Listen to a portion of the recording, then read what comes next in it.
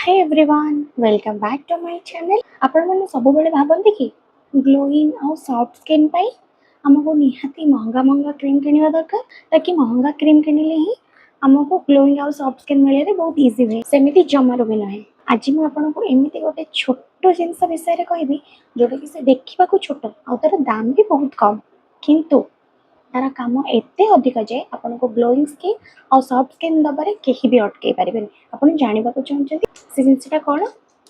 टंटाना vitamin E capsule आपन को भितर बहुत जण जानि भी थिबे एटा को यूज भी करिथिबे। आपको यूज कला बेले किछि जण ठीक भाबरे यूज करूछन्ती और किछि जण भूल भाबरे भी यूज करूछन्ती और याकू नै कि हम केमते गोटे ग्लोइंग स्किन पाई परिया आ गोटे ब्राइट स्किन पाई परिबा। आज मो ए वीडियो रे आपन को जणेबी विटामिन ई कैप्सूल हम स्किन पाई केते बेनिफिट और याको मुहरे लगेबार तीनटा इजी वे और याको यूज कला बेले कौन सब भूल आपन करूछन्ती कि जो मानकर पिंपल और दाग सब कमी जाबा कथा सेटा बढ़ी जाउछे। तो सही सब भूल विषय भी हम एते डिस्कशन करबा। Let's get started. फर्स्ट हमें जानिबा विटामिन ई कैप्सूल हम स्किन पाई केते लाभदायक। एटा हमको डीप हाइड्रेशन देथाय, यह ड्राई स्किन को तुरंत मॉइस्चर दिए आउ आमर डार्क स्पॉट को भी रिमूव करे जेमति कि चेहरा रे थिबा कला दाग एवं व्रण दाग को सहजरे कमे दिए और आमर यूथफुल स्किन आउ ग्लो दबारे बहुत ही हेल्प करता है। बहुत मात्रा रे एंटीऑक्सीडेंट है, स्किन को आमर एंटी एजिंग रू भी रक्षा करे, हमको एटा नेचुरल ग्लो दबा पे बहुत ही हेल्प करता है। तो केमिति व्यवहार आमे करबा विटामिन ए कैप्सूल को यूज करके गोटे नाइट रो सेरम टे बनिया जोटा कि बहुत ही इफेक्टिव। तो चलते देखा आम केमिति बनैबा। जो मैंने नाइट क्रीम यूज करूछन्ती से मैंने नाइट क्रीम को टिके नहीं जिबे एंड विटामिन ई कैप्सूल को कणा करके जो ऑयल टा बाहरिबो ताकू से नाइट क्रीम रे पके कि प्रॉपर्ली मिक्स करके ताकू अपन यूज करि परिबे। जो माने नाइट क्रीम यूज करू नांती तांको पमडी एलोवेरा जेल नहीं जाय जे एलोवेरा जेल गोटे हाफ चम्मच परिका नहीं जिबे तापरे विटामिन ई कैप्सूल गोटे एनफ एटा को पूरा मिक्स कर देबे। आपन को मु देखेबी मिक्स कर साला परे एटा गोटे पूरा नाइट रो क्रीम जेमती यूज करूथिबे सेमिति का पूरा कंसिस्टेंसी आसी जिवो और ता टेक्सचर ता बहुत ही स्मूथ ही जिवो। तो आपन देखि परथिबे यार कंसिस्टेंसी ता पूरा एमिति ही जिवो और ये टिके व्हाइट टाइप दिसिबो। तो आपन जानिबे कि आपनकर मिक्स बे कंप्लीट हे जाय जे।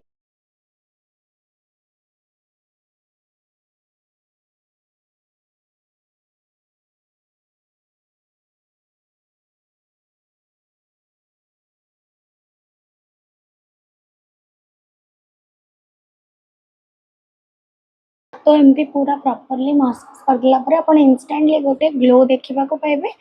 और आपणकर जदि एलोवेरा जेल को लेकिन किसी रिएक्शन हो नथिबो या फिर ठंडा देह नथिबो तो आपण रात सोई पड़िबे। सकाळ उठिला परे आपण गोटे पूरा मॉइस्चर वाला सॉफ्ट स्किन देखा पाइबे। तापर आपण ठंडा पानी रे धोई दियंतु स्किन को या फिर नॉर्मल वाटर रे धोई दियंतु आपण गोटे बहुत रेडिएंट स्किन देखा पाइबे। आमे विटामिन ई को केमिति डार्क सर्कल गायब करिया पई यूज करि परिबा। हमें गोटे विटामिन ई कैप्सूल ले जिबा ताकू कोना करके स्विच करके तार ऑयल टा काढी देबे।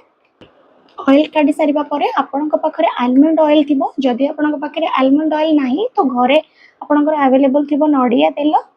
तो आपण से नडिया तेल रु 2 रु 3 ड्रॉप नहीं जिबे विटामिन ई कैप्सूल रो ऑयल सहित प्रॉपर्ली मिक्स करि देबे। एमती डार्क सर्कल जो जगह रे अछि से जगह रे एमती प्रॉपर्ली राउंड राउंड करके एमती सर्कुलर मोशन हिसाब रे मसाज कर देबे। और आपण एटा गोटे रु 2 मिनिट रो मसाज दे देबे। प्रॉपर्ली मसाज ही साला परे आपण ताको ओवरनाइट छाडी परिबे। आपण एटा डेली करि परिबे और एटा आपण नियमित भाव में यूज कले आपण डार्क सर्कल बहुत इजीली ठीक हो जाए। हमें गोटे ग्लोइंग फेस पैक टे बनेबा। फर्स्ट तो मुझे गोटे चम्मच रो दही नहीं जाइछि, देन मुझे मुल्तानी मिट्टी भी गोटे चम्मच रो नहीं जाइछि, देन हमें विटामिन ई कैप्सूल गोटे नबा आ गोटे ही हम पे एनफ गोटे रु 2 मिनिट पर्यंत प्रॉपर्ली एटा को मिक्स कर देबो। हम फेस रे प्रॉपर्ली एटा अप्लाई कर देबा। कंप्लीटली ड्राई हवा पाई छाड़ी दबा। तो ये ड्राई हेबा भितर मु आपन को किछि जिंस शेयर करू आमे जानिबा कि हमें कौन सब भूल करबा नहीं और हम को सब भूल मैक्सिमम लोक करूचंती जोथि पई कि तांकर बहुत ही प्रॉब्लम होची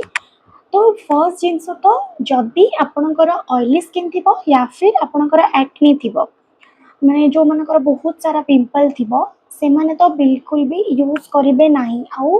हाँ जो मनकर बहुत कम पिंपल थिबो से माने यूज करि पारिबे छोट कंटेनर नियंतु 2 ରୁ 2.5 चामच एलोवेरा जेल नेबे ता सहित आपण गोटे विटामिन ई कैप्सूल देबे आ एटा को गोटे छोट कंटेनर रे स्टोर करि पारिबे ताको प्रॉपर्ली मिक्स करके जेल कंसिस्टेंसी आसीबा पर्यंत मिक्स करि देबे देन ताको आपण यूज करि पारिबे जो मनकर बहुत ऑयली स्किन जो मनकर पिंपल भी बहुत हुए से माने बहुत कम परिमाण रे यूज करिवे 15 ରୁ 20 मिनिट पर ताको आपण वॉश करि दियंतु आपण ताको ओवरनाइट स्टे करबा को देबे नाही आ गोटे जिंस कि आपण विटामिन ई कैप्सूल को डायरेक्टली तार जो ऑयल टाको आपण लगेबे नाही मु तो कहबे कि सेमिति लगेबाठू बेस्ट ताको खाई देबे ओरली कंज्यूम कर देबे आ सेटा बहुत ही बेस्ट आ आपण जदि जानिबा को चाहछंती ताको को टाइम रे खाइबे आ को टाइम रे खाइले बेटर हबो तो प्लीज मते कमेंट करंतो मु आपण को कमेंट रे कहि देबी कि ताको को टाइम रे आपण खाइ परिबे जो माने नोआ यूज करूथिबे फर्स्ट टाइम यूजर हेतिबे विटामिन ई कैप्सूल रो तो से माने तो फर्स्ट पैच टेस्ट करंतु तापरे आपण यूज करंतु डायरेक्टली आपणकर फेस रे यूज करंतु नाही पैच टेस्ट आपण केमिति करिवे फर्स्ट तो आपण कान पछपटे टिके नाकू विटामिन ई कैप्सूल लगे कि आपण गोटे आधा घंटा पर्यंत छाड़ी दियंतु तापरे आपण देखंतु आपणकर से जगह किछि रिएक्शन या फिर रेडनेस कि छोट छोट पिंपल टाइप रो बम्पी टाइप रो किछि हे जाउछि कि जदि नुहे तो एटा सेफ आपणक पई आपण एटा आराम से यूज करि परिबे आपणकर फेस रे आपण गोटे दिन रे गोटे कैप्सूल को गोटे दिन रे यूज करंतु आपण सकाळे गोटे कैप्सूल लगेतिबे नाइट रे गोटे कैप्सूल लगेबे नाही सेटा आपनको स्किन को बहुत ही डैमेज करि थाए आउ यार ऑयल टा जो माने यूज करंती से माने जानथिबे यार ऑयल टा बहुत ही थिक आपण गोटे चम्मच दही रे हाफ चम्मच रे हनी नै जिबे ताको आपण प्रॉपर्ली मिक्स कर देबे आ मिक्स टा के बेसी टाइम पर्यंत करिवे गोटे स्मूथ कंसिस्टेंसी आसी सारिबा परे आपण ताको प्रॉपर्ली मसाज कर देबे 5 ରୁ 7 मिनिट पर्यंत मसाज कर दे मसाज द्वारा ब्लड सर्कुलेशन बहुत भल होता है स्किन को गोटे भल रिलीफ मिलता है आउ आपण एमती एटा को डे आफ्टर डे करि परिबे गोटे सप्ताह रे आपण रिजल्ट भी फील करि परिबे जो माने विटामिन ई कैप्सूल यूज करिया पई चाहनांती या फिर तांको सूट करोने एटा से मानक पई आउ जो माने यूज करू छंती तांको पई तो म आपण को ऑलरेडी कहली कोन सब करिवे कोन सब करिवेनी ए सब चक्कर ऑलरेडी मोर एटा 15 ରୁ 20 मिनिट हे गलानी तो म आको वॉश करि दे के आछि ता परे कथा हबा तो मैं ऑलरेडी वॉश करके आसरी सीरियसली बहुत ही सॉफ्ट लगुच आपण बिलीव भी करें गोटे बहुत बढ़िया साइन भी आसरी स्किन रे आप देखिए जानी पारे तो फ्रेंड्स ये छोट कैप्सूल को आपण ठीक भाव में व्यवहार करंतु आपन को जेमिति बतैली से टिप्स एंड ट्रिक्स सहित आपण निहाती यूज करंतु आपण स्किन को ग्लोइंग और हेल्थी बनै पारिबे आज भिडियोटी आपको केमती लगिला कमेंट रे निश्चय जणातु भिडियोटी भल लगिले निहाती लाइक करेंगे आपण लाइक मत एनकरेज कर नुआ नुआ भिडियो आपण पाखे बहुत भल भल इनफॉरमेशन पहुँचाई और सब्सक्राइब निहाती करदेवे और जदि आपण को हेल्पफुल से लगी तो आपण फ्रेंड मान सहित निहाती शेयर कर देखा आप सहित गोटे नुआ भिडियो रे बाय।